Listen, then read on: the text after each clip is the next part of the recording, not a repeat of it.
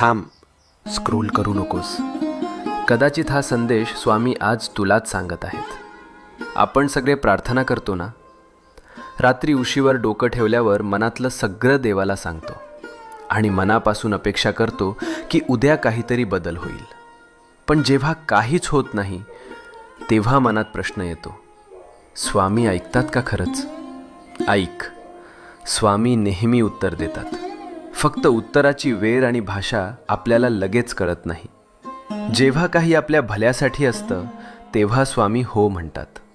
जेव्हा ते आपल्याला दुखवणार असतं तेव्हा स्वामी नाही म्हणतात.